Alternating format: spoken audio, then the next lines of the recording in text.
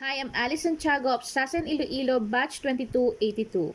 For this written demonstration, I will perform oxygenation through cannula and face mask.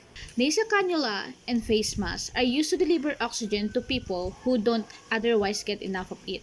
They are commonly used to provide relief to people with respiratory disorders. A nasal cannula consists of a flexible tube that is placed under the nose. The tube includes two prongs that go inside the nostrils. A face mask covers the nose and mouth. Both methods of delivery attach to oxygen sources, which come in a variety of sizes. Nasal cannulas and simple face masks are typically used to deliver low levels of oxygen. Another type of mask, the Venturi mask, delivers oxygen at higher levels. Sometimes nasal cannulas are also used to deliver high levels of oxygen. First, introduce yourself correctly. Hi sir, I'm Alice, your caregiver for today. Identify your patient, name, birthday. Hi sir, may I know your name? Ken, Your birthday please? November 3, 1986. Explain what you're going to do and gain consent. Sir, I'm going to administer oxygenation through cannula and face mask to you. If the patient is showing signs of respiratory distress, we can check how well their oxygenated blood using a device called pulse oximeter. Place the device on the nail bed of the finger. Probe should be fitted securely and any nail polish must be removed as it can interfere with the reading. The monitor will then display the SpO2 as a percentage. SpO2 in healthy individuals should be between 94 and 100%. If a patient's SpO2 is below this level, this will indicate that they are hypoxic and need to be given oxygen. For most patients, when delivering oxygen therapy, we aim for a target saturation of between 94 to 98%. However, if a patient is known to be at risk of type 2 respiratory failure, for example those with COPD, we aim for a lower target saturation of between 88 and 92%, whilst awaiting the result of arterial blood gas or ABG. The oxygen delivery device and flow of oxygen can be changed to keep the SpO2 within this target range. We are going to begin by administering oxygen through nasal cannula. This is recommended as being suitable for most patients with both type 1 and 2 respiratory failure. This is a hollow tube with two prongs which insert into the nostrils. It can be secured in place by taping it behind the ears.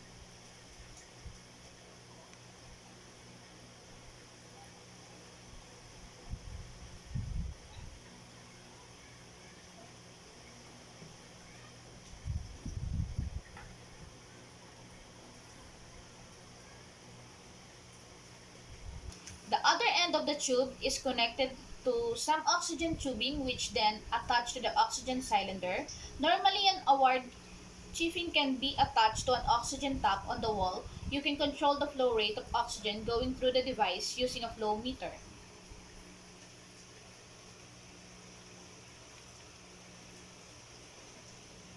Flow rate, flow control bulb,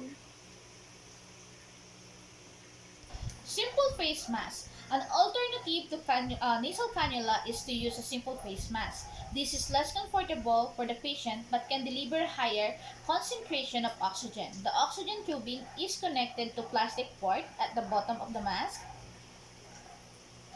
The open side ports allow air to mix and dilute the oxygen as well as allowing carbon dioxide to leave. The mask can then be molded to fit over the patient's nose and mouth and secured by an elastic band at the back.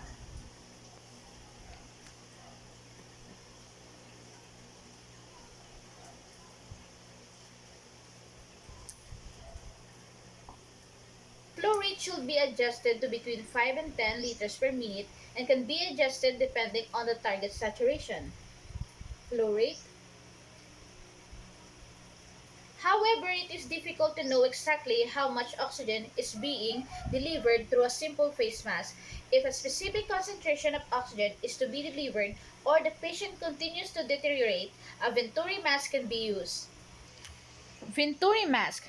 These are special adapters which vary the diameter of flow in order to achieve a specific FiO2.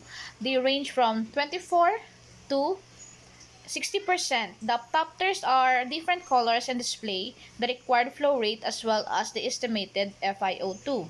The oxygen is connected up in a similar way to the simple face mask, and the mask is then adjusted to fit on the patient's face.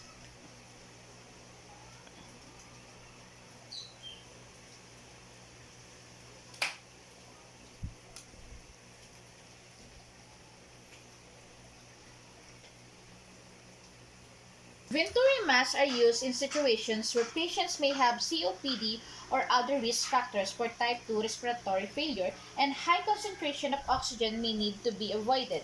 Aim for oxygen saturation are between 88 and 92%.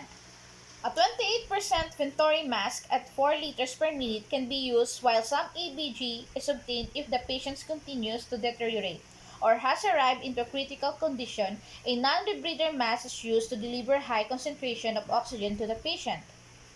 Non-rebreather mask has an attached servo bag and one-way bulb which allow oxygen concentrations of 60 to 80% to be achieved. Once again, the oxygen is connected up and the flow rate is adjusted to between 12 and 15 liters per minute. The bulb between the face mask and reservoir bag.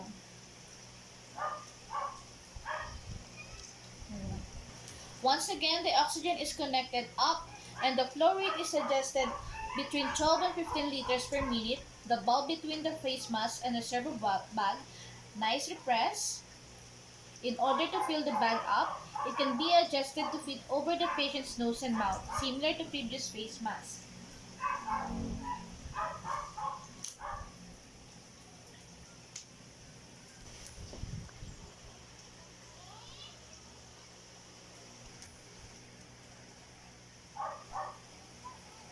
If a patient needs high oxygen concentrations, this reflects a serious underlying illness, and it's important to continuously monitor the patient, obtain an ABG, and seek senior medical input.